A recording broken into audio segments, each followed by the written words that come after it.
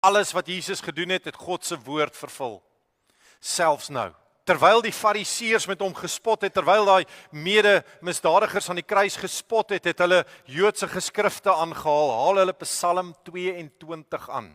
Psalm 22 begin met die gedeelte, my God, waarom het U my verlaat? These are the words that the criminals on the cross used against him. And we see that echoed through the psalm.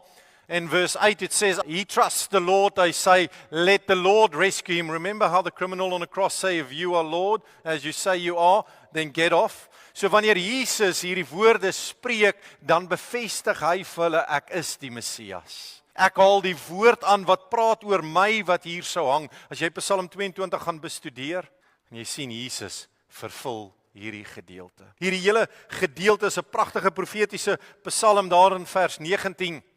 Dan sê dit ook, but you, Lord, do not be far from me. You are my strength, come quickly to help me.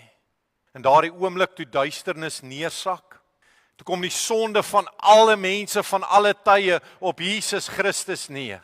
Is dit moontlik dat een man vir die sonde kon sterf vir almal van alle tye?